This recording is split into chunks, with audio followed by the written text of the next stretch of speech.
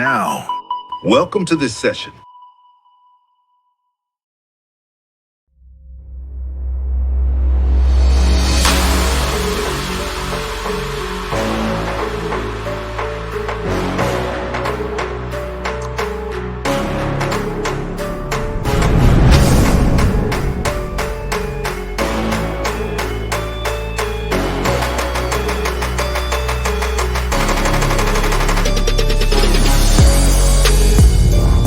This talk introduces Apache APISIX as a modern open-source alternative to traditional gateways like Nginx, addressing the evolving needs of API-centric applications, while offering customizability and security for companies without resources to build in-house solutions.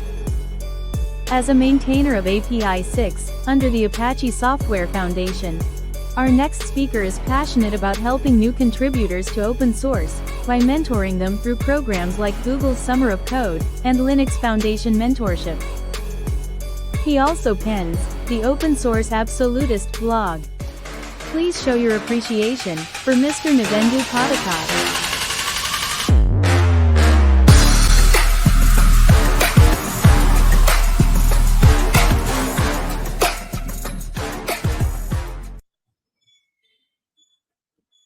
Thank you so much for that really cool introduction. I'm so excited to be here to join all of you guys in this fine morning. So depends on where you are in the world, where you are tuning in from. Good morning, good afternoon, or even good evening. Yeah, really excited to be here, and I think we have a lot of folks who are joining in, and that's pretty great to see. So today I want to talk to you about API gateways, and I understand that uh, like all of you guys are from very different backgrounds, doing very different things. So when I decided on how I should present this topic, uh, I thought about it, and I decided to go at a higher level. So whether you are a beginner who is just getting into like software engineering, whether you are a seasoned expert, this talk is for all of you guys. So yeah, so sit back, relax, and we have a lot of time to uh, get through this session, and we also have a lot of time for questions as well at the end. So I'll be happy to take up any questions you have about whatever I talk about in this session. So once again, welcome to this session. We'll be talking about API gateways and why you might need to use one.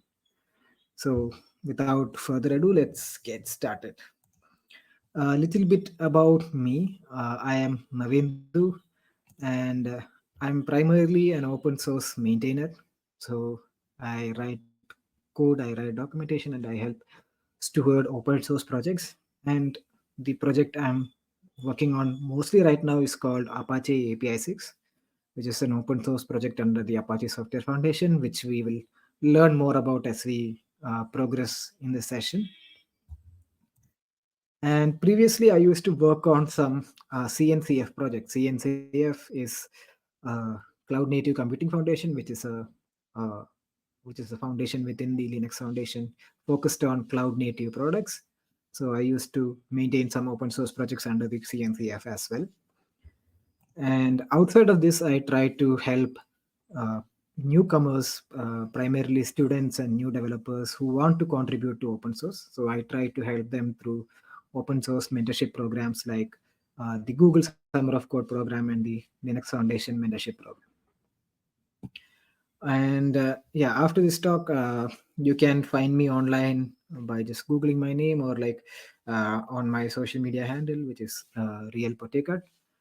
And yeah, throughout the session, feel free to ask questions in chat, and I'll try to pick it up at the end of the session. So the way I usually start these talks is by taking a step back. So let's take a step back and see where we are at in the software development landscape.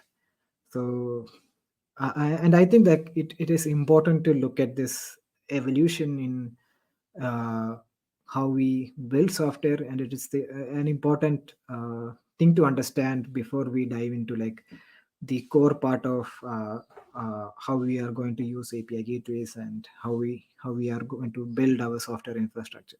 So let's start with that. Traditionally, we had monolithic applications, which are single applications which contain a web app and its corresponding backend server. And if you want to have an Android app or an iOS app, you basically create new clients that talk to this monolithic API. This worked fine. We are still building monolithic applications, and this works fine for a lot of use cases. So monolithic applications was the status quo for a long time when we started building software.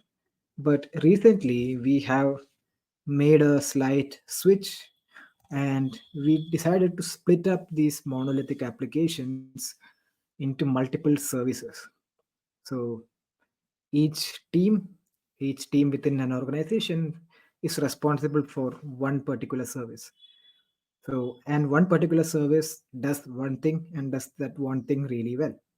So basically, the microservice architecture lets you uh, separate concerns. So each team can maintain their uh, own software, they can maintain their own services, and each services can communicate with each other. They can communicate with your client applications, and they can do just a single thing really well. The advantage of having a microservice architecture is you can easily work in teams, you can deploy services independently. So a lot of these benefits are managerial, the way you manage building software instead of the actual software itself, where monolithic applications can still be quite useful. So in a microservice architecture, you typically have an upstream service where basically like you have multiple services, and all of these services comprise your upstream, and each of these services are independent. So your client applications, which are the web apps, the Android applications or the iOS applications, they can communicate to each service independently. So while this has a lot of benefits, it also has a lot of drawbacks. But looking at the status quo, uh, with the monolithic and microservice architectures, there have been some key players in the industry. So, for example, Nginx. So, how many of you are like familiar with Nginx? Let's see. Let's start a poll. Let's see how many of you are familiar with Nginx. So you can check out the polls and you can add your votes. Okay.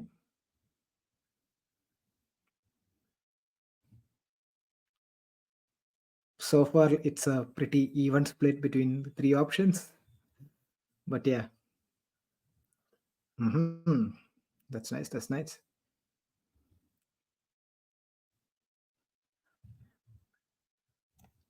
Hmm.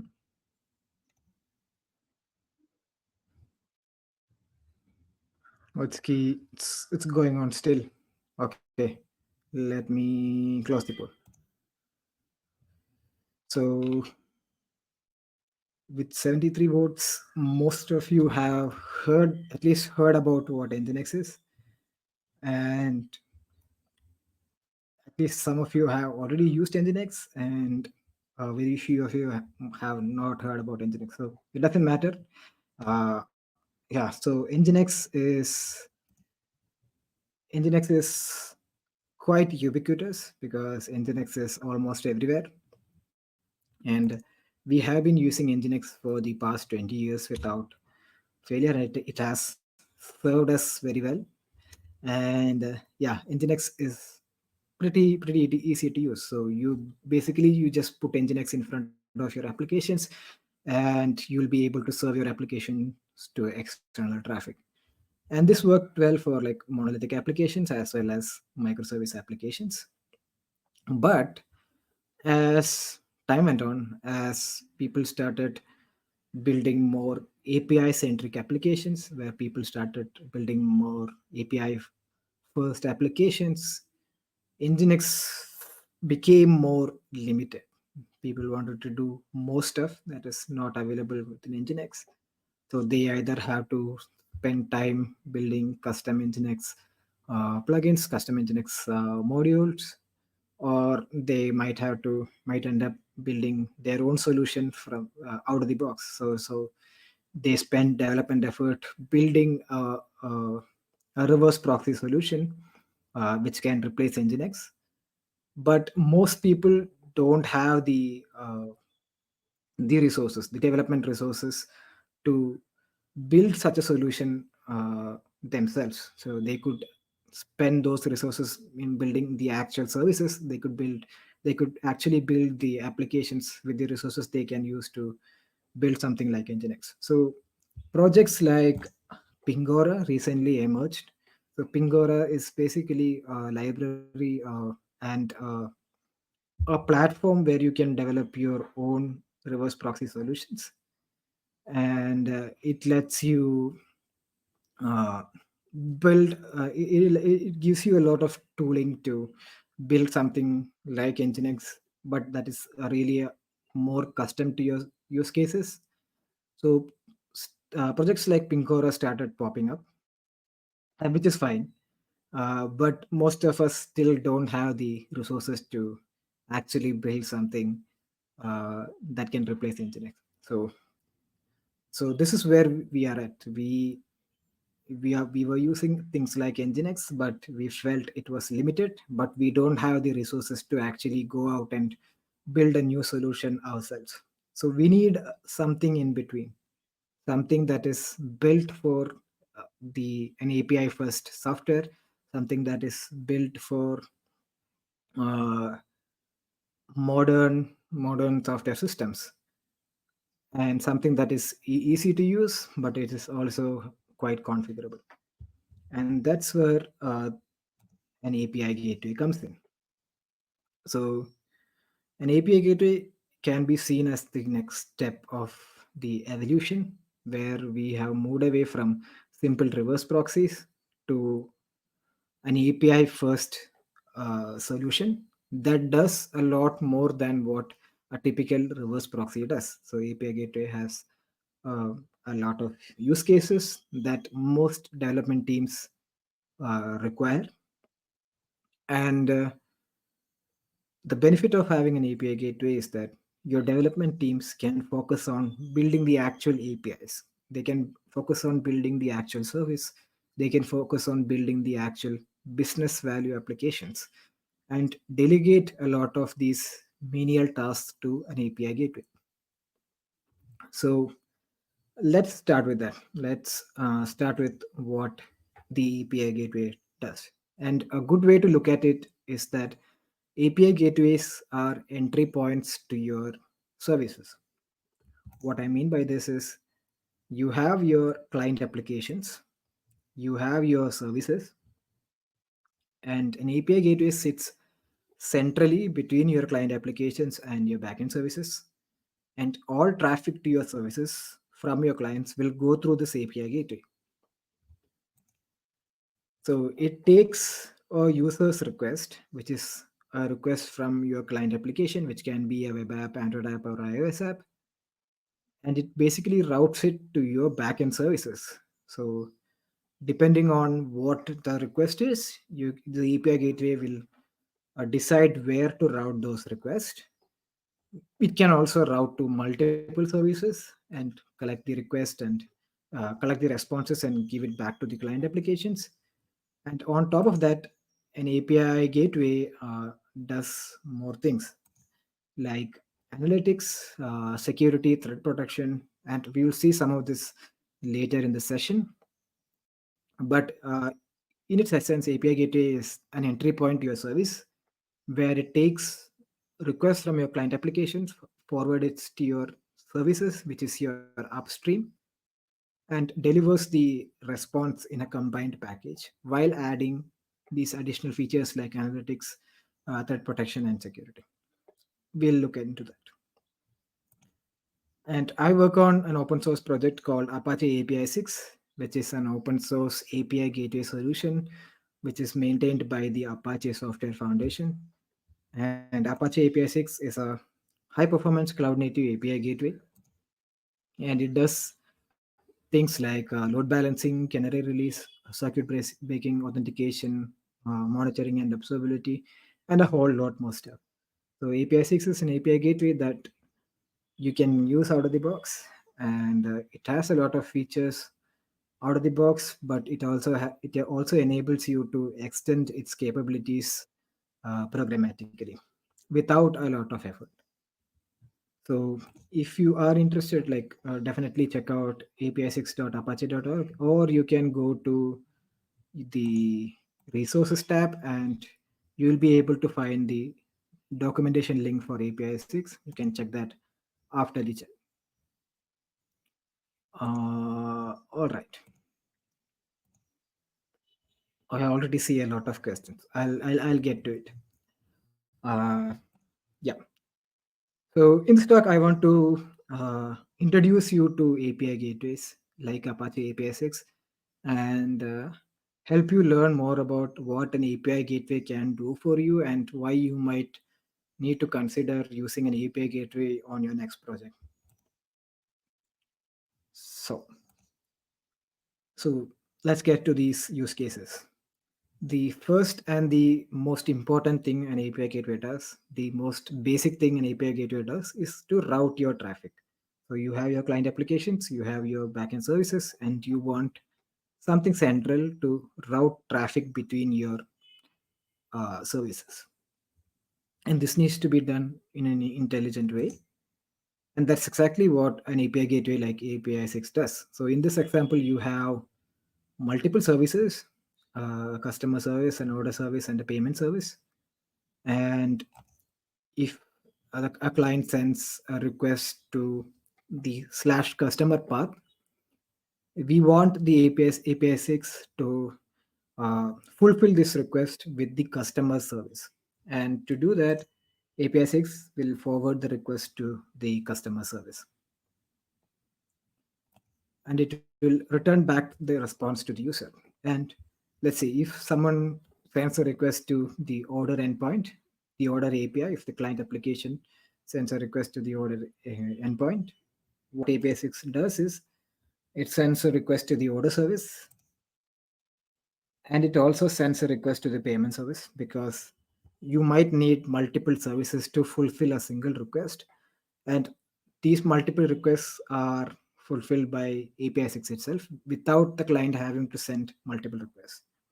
So API6 does the two requests for the client, combines the response, and returns the back to the client. And even in scenarios where you have a REST API facing your client applications, for example, the API between the client and the API6 is a REST API. But let's say if you have a service which is a gRPC service, and to expose that service to your clients, it might not be preferable to like expose the gRPC service directly. So you put an API gateway like API6 in front of the gRPC service, and API6 will take care of transforming your REST request to a gRPC request, and it will fulfill it with the gRPC service and return it back as a REST response. So API6 can do stuff like this. Transcribe, uh, convert a REST request to gRPC request, maybe even GraphQL services. API6, any API gateways like API6 can do all of that things. So this is the basic use case of an API gateway, which is to route request. Another important thing an API gateway can do, which you might have already wondered, is authentication. So if you have different services, and if you have your clients, your users uh, sitting in front of your services, it makes sense to keep an API gateway in between them. And it also makes sense to make the API gateway the central point for authentication, because it's the central point. So instead of having to set up authentication in each of your services, you can instead configure authentication in your API gateway. So within API 6, you will be able to configure authentication. And when a user or when a client application sends a request to your gateway, API 6 can authenticate that user. And once you authenticate a user, you have that user information, and you can use that information to create tailored services. So you can create specific services, you can set up quotas, you can set up custom responses, you can create custom business logic based on who the user is, and you get that information directly from the API gateway, which is quite useful to have a central place. And API gateways like API 6 integrate with third party uh, identity providers, and it also has some built in authentication mechanisms which you can directly use. So this makes it easy for you to build your services and tailor it to specific users. We'll see an example of, like, we'll see a hands-on example later in this session where you can like try out how this works in practice. Another thing is security. So security is also quite important because your backend services can face security attacks, and having a central point, a central access point to your services makes it useful to add security, like makes it useful to add security concerns to the API gateway. So instead of worrying about security yourself, you can delegate that worrying to the API gateway. So API gateway will be responsible for handling the security between your uh, uh, with your backend services. So within security, one thing API 6 and other API gateways can do is to validate requests. So before you send a request to the upstream service, which is your backend services, API gateways like API 6 can validate those requests. So you can check and make sure that the requests are not malicious. You can check and make sure that the requests are coming from a trusted entity. You can make sure that uh, the request follows a specified schema. You can prevent attacks, prevent injection attacks, prevent attacks from malicious users. You can do all that stuff at the API gateway level. So before forwarding a request to the upstream, API 6 can validate those requests, and only if it is a valid request, only if it is a safe request, will API 6 forward it to your upstream. And if it is an unsafe request, API 6 can reject the request right at the API gateway level without troubling your upstream. So your upstream remains protected from these security attacks, and like attackers will be shut down at the API gateway level itself. And that other thing I mentioned before is about these bad actors. So you want to make sure who uh, who who accesses your APIs, who accesses your services. And the way to do that is to create a blacklist or a whitelist where you can specifically block certain IP addresses or specifically restrict your APIs to particular IP addresses. You can also set up restrictions based on particular consumers, particular user agents, all sort of stuff. So basically, uh, this lets you limit the accessibility of your applications to a certain trusted users. So this lets you uh, build a more secure APIs by default because you only allow trusted people to access your upstream. And if someone who is not in this list, who is not in this whitelist, or someone who is in the blacklist shows up trying to access your API, it will be blocked at the API gateway level itself. So this is uh, quite useful as well.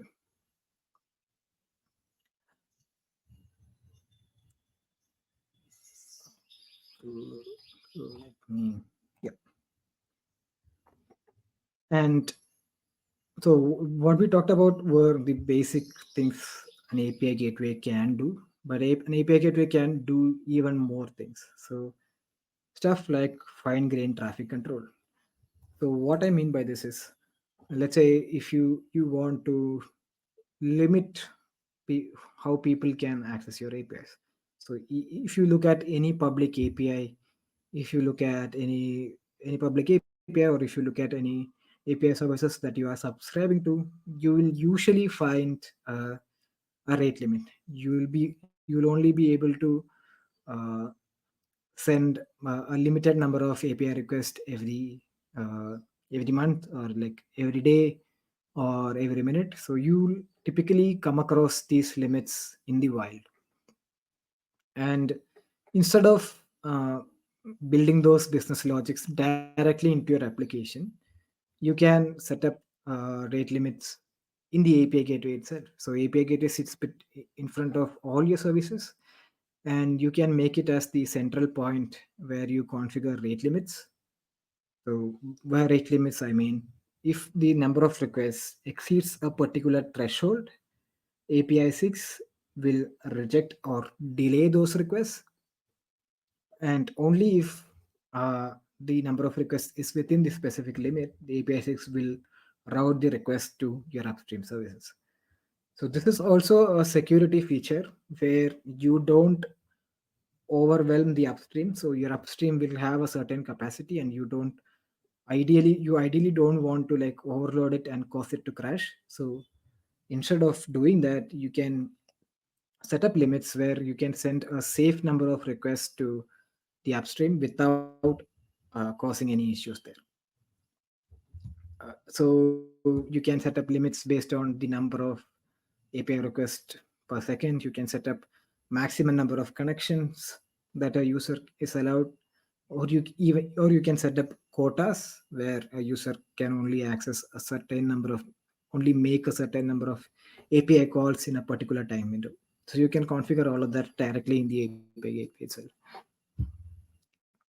And this also helps protect against denial of service attacks, where people try to bombard your APIs with traffic, and a combination of whatever I mentioned before will help you prevent such attacks as well. And another cool thing an API gateway can do is version control. So typically, when we try to build software, we want to make it accessible to our users quite quickly. We try to do things iteratively. We want to publish new versions quickly, and we want to get this new version directly to our users quickly as well.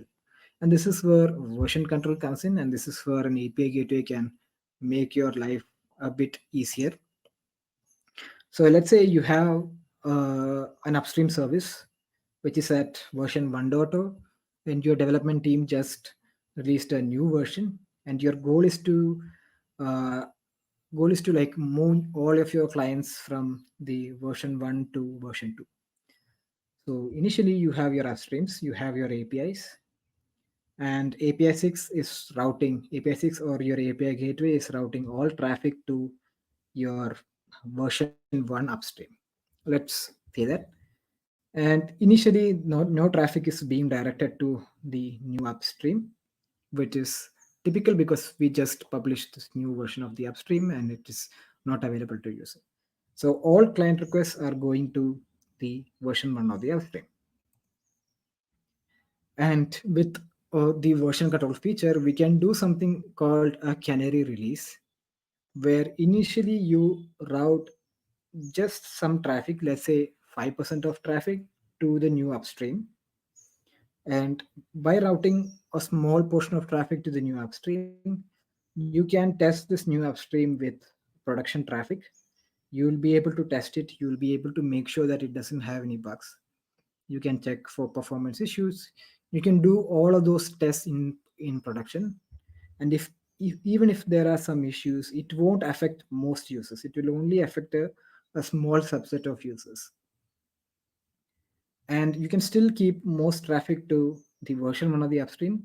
And once you are done testing the version 2 of the upstream, you can slowly increase this percentage from 5% to 100%, where you route all traffic to the new version of the upstream. And once you have all traffic routed to the new version of the upstream, You can still keep the version 1 service running uh, in your servers. And if you face any issues with this particular version, you can easily roll back to the older version without affecting your users. So your users don't see the change being made because they are only interacting with the API gateway. And the API gateway does all of this behind backstage. So API6 can abstract all those complications away from the user, and the user only have to care about making the API calls to API6. And without interrupting traffic, you can basically upgrade your users to new services. So this is quite useful when you are building microservice applications and when you are trying to get to your users quickly. And another area where API gateways can help is with circuit breaking. So let's take an example where you have three instances of the same upstream. So you are trying to horizontally scale your upstream to handle more traffic. So you have upstream A and of the first instance, the second instance, and the third instance. So all of these services does the same thing, and you are trying to use APISIX to load balance between these multiple upstream nodes so that you can handle large traffic. So typically, if one service breaks, it can cascade into other services. So if you face an issue and if for some reason your first instance crashes, if it is not disconnected from the system, it can cascade into other services as well. Uh, because this will create a bottleneck and more traffic will be sent here, and these requests won't be fulfilled, and this will create a traffic uh, a traffic chokehold for the other upstream services as well. So in such a scenario, an API gateway like API6 can disconnect this faulty upstream uh, from being used to route traffic, and it can only route to the upstreams that are healthy. And only when the new upstream, the faulty upstream is healthy, it will reconnect to it and it will start routing to it. So it can help you prevent such massive failures as well. And finally, I want to talk about monitoring and observability. So, being the central point where all your traffic comes through, it makes a lot of sense to uh, keep the monitoring and observability, like add monitoring and observability directly to the API gateway, and it makes a lot of sense. So, API 6 integrates with tracers, loggers, and metrics, which can help you analyze the traffic coming into your applications. For example, like with tracers, API6 will be responsible for generating the trace ID, and you can see the whole trace of the request starting from reaching the API6 gateway and to all the services. And API6 also has robust logs, so you can see the logs of everything that's happening with your system, because APISX is at the central point and it handles all the traffic. It will have a very robust log. And you can also integrate with metrics platforms like Prometheus, where where you can like analyze how your traffic is coming. You can see the latency, you can see the performance, you can even predict like security issues, you can even predict uh, issues that are coming in your service. So API6 can integrate with all such tools, and because it's a central platform, it's a good place to keep all of this. So instead of having to enable monitoring and observability in all of your service, you enable it in a single place, but you still end up getting data from all your services. So which is quite interesting. So I talked a lot, and let's do some demos. So for the demo, if you go to the resources tab, you will find something called Apache APISX Playground. And you can click on it and you can also follow along with this demo. Hopefully, the servers will be able to handle all this traffic, but let's see. So yeah, if you go to the link in the demo, in the resources tab, you will get to this place, which is an Apache APISIX playground that I built recently. So the goal of this playground is to let you try out APISIX right in your browser. So typically you will deploy APISIX in your servers. You can even try it on your local machine by deploying it through Docker. But in the interest of time and in the interest of this being an introductory session, I want to just give you a complete overview of what is happening here. Okay. So yeah, you can also like go through this playground at your own time as well. So initially APISX you can install it through Docker. So we publish Docker images. You can also deploy install it directly on bare metal machines as well. And to see if everything is running well, let's try. Yeah. So basically, I'm trying to send a request to the APISX server that is running. Let me make it a little bit bigger. Okay. So initially we are trying to like send a request to the running APISX server, and we get a response back from the server, which says that we are connecting, sending a request to APISX.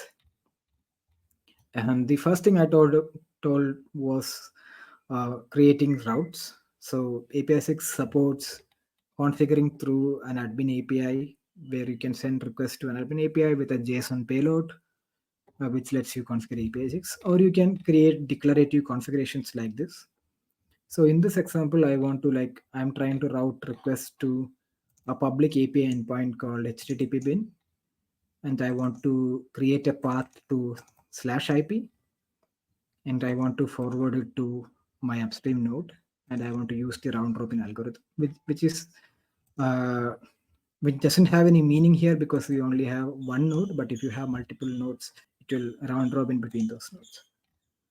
So once I configure APISX in such a way, if I send a request to the created endpoint, I should see a response back from the upstream.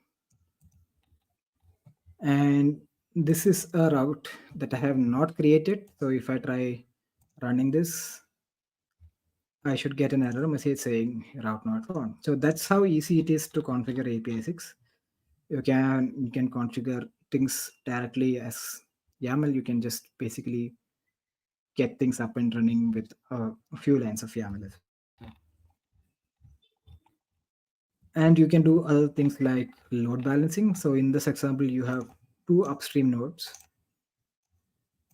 and you are trying to load balance between those nodes. So instead of creating your own load balancing mechanism, you can delegate the load balancing to the API gateway, which is Apache APISX. And I create a route called headers. And if I try running this multiple times, I should get a response back from different upstreams, which you can try at your own leisure. So now I'm getting a response back from mock.api7.ai, which is one of the upstreams that I configured. If I try it multiple times, I should get back a response from HTTP as well. Another thing we mentioned was authentication. So uh, let's see how we can authenticate, because APISX supports something called plugins. So every feature in APISX uh, is built as plugins. So you should be able to pick and choose what plugins you want, and you should be able to create a custom version of APISX. And we have a simple plugin called key authentication, where consumers or clients trying to access your application should provide an API key. And so in this example, I create a consumer called Nicola, and I create a key for him. And the consumer Nicholas will only be able to access the API with this key. And if I create a route and if I require authentication to access that route, I should only people with authentication, people who are authenticated will be able to access the request. So if I send a request to the endpoint with the correct key, I should be able to get my request will be authenticated and I should be able to get a response. But if I change the key to something like password, by the way, you can also try it. Try this right now. You can go to the resources tab, go to the Apache APISIX playground. You should be able to try this yourself. So if I edit the API key header and change the password, I should be rejected. So it says invalid API key in the request, which makes sense. And if I remove the API key altogether, if I try to access the request without trying to authenticate, I should also get back. Yeah, there is a missing key. The other thing we mentioned was uh, setting up rate limits, right? So in this example, I try to create. I set up a route where I add a plugin called limit count, which basically limits the number of requests you can send to two within 10 seconds. So you should only be able to send two requests within 10 seconds, and at every 10 seconds this limit is reset. And if it exceeds, we will send a response back with 429 status code. So let me try sending four requests to the endpoint. So you should the response should be you should get back response from two requests, and the rest of the two requests should be rejected. So that's the configuration we are trying here. Let's see. And that's exactly what happens. You get back two responses, but for the third and fourth response, you get too many requests, which is expected because we send more than two requests within 10 seconds. And yeah, and in the playground, I also have a blank canvas where you can try configuring other things as well, where you can try creating routes and try sending requests based on that configuration, which you will be able to, uh, where you'll be able to like try out APISIX. And if you go to the resources tab, there are also a link. There's also a link to some articles which I have written. This is my personal blog where I talk about mostly about my work in Apache APISIX. So you can go through these articles to see how you can use APISIX in more practical scenarios. So this is always quite useful for most folks. And there is also a link to the documentation where you will be able to find everything you need to know about Apache APISIX. And yeah, just to like reiterate, APISIX is completely open source, free, and it is hosted by the Apache Software Foundation itself. All right, going back to our slides, there's also like this other aspect to it. So my talk was you need API gateways, and the key point of the talk was the existing solutions we have are not enough for modern applications. And another reason why I say this is we are becoming more and more cloud native. We are becoming more and more Kubernetes native, and you need API gateways. You need solutions that are also Kubernetes native because your applications are running inside Kubernetes, and you want to be able to manage those applications effectively in a Kubernetes native way. And APISIX also supports that. So in Kubernetes, there is something called a Kubernetes ingress, where you have your services which are deployed as pods and services inside your Kubernetes cluster. And you have something called an ingress controller, an ingress resource, which will be the entry point to your Kubernetes cluster. So to expose the services you have deployed in your Kubernetes cluster, you use something called an ingress. And APISIX supports Kubernetes native deployments. So APISIX has a wrapper called APISIX Ingress Controller, which works with the Kubernetes Ingress API, which works with the Kubernetes Ingress specification, where your clients will send requests to the Kubernetes cluster, which will go through the API gateway before going to your services. So all of this stuff, all of those use cases I mentioned before also works in this configuration. And instead of using a YAML file, or instead of using an API to configure the gateway, you will use the ingress controller to configure it. Basically, you can use a Kubernetes API called the Kubernetes Ingress API, and you can use it to configure the gateway.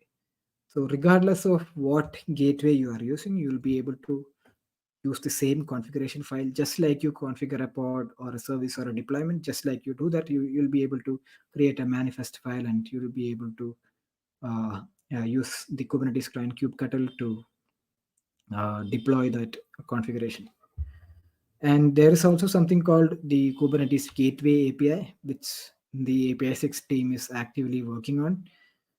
We are trying to help the Kubernetes project build better APIs so that you can use the same configuration, and you can use any of the API gateway implementations like Apache APISIX. You will be able to plug and play different API gateway solutions based on your need, but you'll have the same configuration um, regardless. So yeah, the Gateway API project is something that we are really interested in, and if it is something that's interesting to you, you can check it out. You can just Google the Kubernetes Gateway API or go to this particular website. And I think that's all I have. I have a lot of time for questions. So yeah, feel free to use the question features on chat and feel free to ask questions. Thank you, Sir Navendu. Thank you for that wonderful presentation. Guys, let's show our appreciation to Sir Navendu through our emojis. Thank you Yes. so much. Thank you so much. Yeah. Okay. Yeah, yeah, only through emojis, sir, because we're doing this virtually. Okay. So now we still have time for some questions. Okay, so we'll just go through the posted questions one by one until we run out of time. I think we still have 15 minutes, sir, for the Q&A. So I'm just gonna read it out, and then we're gonna post it on screen, and then you'll answer the question. Okay. Our first question comes from Jasper, I think. How will you decide if you will use monolith versus microservices? Yeah, that's a really good question. So I think it should be based on how your teams are structured. So it is an monoliths versus microservices is more of an organizational challenge than more about an infrastructure challenge. So if you have multiple teams working on multiple parts of your project, it makes a lot of sense to have multiple teams managing different services. But if you are a single person, if you are a small enough company that's managing one software, it makes more sense to use monoliths. But Mm-hmm. with microservices, you can scale these services independently, and it has proven to be more economical in some scenarios. So I think it primarily depends on your organizational structure. Yeah. All right. Thank you. Sorry, Jason. Jason, thank you for that question, Jason, and Yeah. thank you, Sir Navendu, for that answer.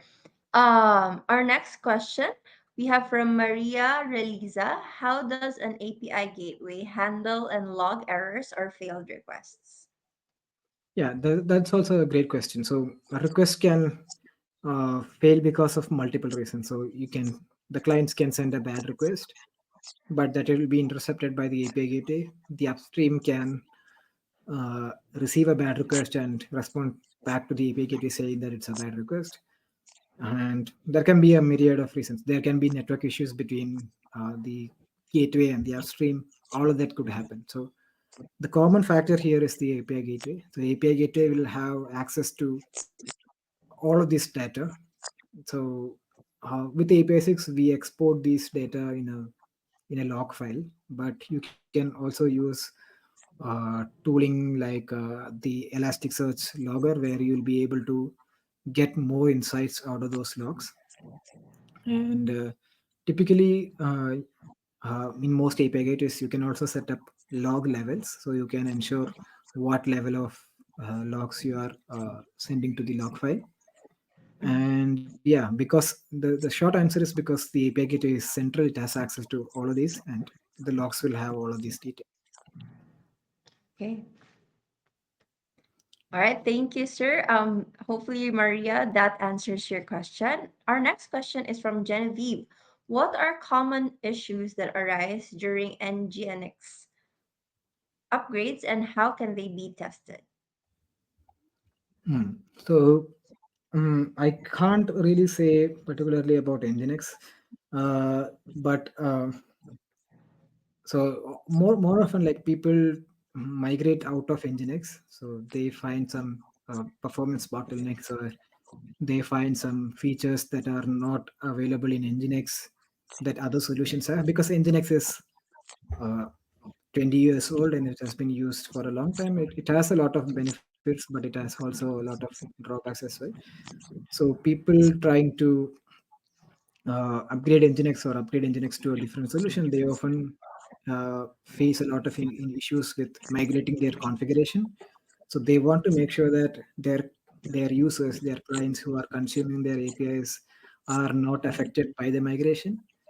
And this goes for, I think, everything, even when you are migrating API 6 between multiple uh, versions. For say, let's say if you are migrating from one long-term support version to another long-term support version, there will be some breaking changes. There will be some configuration changes that you need to migrate. So I think it's a very labor-intensive project. You might have to test it a lot. And yeah, but with something like API 6, we can do a lot more things automatically for you. And because it's a top level Apache Software Foundation project, there are very less breaking changes. So we try to make sure our changes are backwards compatible. We try to make sure we support the older versions of API 6, where people will receive security updates, where people will receive bug fixes, but they can still keep on using the old versions, because in a lot of large companies, it's a really there's a lot of inertia into upgrading. So yeah. All right, thank you, sir. And thank you, Genevieve. I'm sorry, that's Engine X. Okay, our next question from Christian. Considering the resources, money, manpower, and time, what are the pros, cons, and limitations of moving from a monolithic to a microservices architecture? And is it smart for a small organization to make this switch? I think the latter part of this question has already been answered in the previous question, but I think the first part would be very useful to answer. Yeah, definitely. Like, it might not make a lot of sense. Like, just because everyone is switching it doesn't mean you should switch it too. But uh, there are interesting. So basically, what I would suggest is try running a benchmark, because the benefits you get from a distributed architectures can also have costs, because you might use something like a service mesh, you might use something like API gateways, uh, you might use something like sidecar containers. All of that cost resources, all of that cost infrastructure resources. So you can get a lot of you can get a lot of performance, but it could also means consuming more resources. But I believe this is a organizational problem. So my answer is to, like, if you have multiple teams maintaining multiple things, it makes sense to switch, but otherwise it doesn't. Yeah. Thank you, Sir Navendu. Our next question from Christopher. I've seen APIs tying their rate limits to API keys. Can API 6 handle users using different API keys and handle the rate limits depending on which API key was used? Yes, you can do that. So APISX allows a very granular consumer management. So basically, you can have your consumers sign up on your, like, authentication provider. You can give them different keys. So you can set up different rate limits for different people in the organization. You can set up different rate limits based on how much they are paying. Like, it can either be a business decision, or it can be a security decision. But yeah, multiple people using different API keys can have different rate limits. Yeah. Okay, thank you, sir. And thank you, Christopher, for asking that question. Our next question is from Colleen. Should a small organization consider utilizing an API gateway? What are the key benefits of its implementation? Yeah, definitely. Anyone can, like even small organizations can use API gateways. So the benefits are whatever I mentioned in this talk. You can basically delegate a lot of tasks to an API gateway. So if you are a Mm-hmm. small team, you have a lot of resource constraints, particularly in the areas where you can deploy your developers. So you ideally want your developers working on the business applications. You ideally want your developers building the actual API, so they don't need to focus on these organizational things, and they can delegate features like authentication, monitoring, traffic control, all of that stuff. You can delegate that to an API gateway, so it makes a lot of sense. Yeah. Okay. Thank you, Colleen. I hope that answers your question. Next question we have from Chris. This one, can you explain how an API gateway handles authentication and authorization? Yeah, definitely. Because API6 is an API gateway is the central point.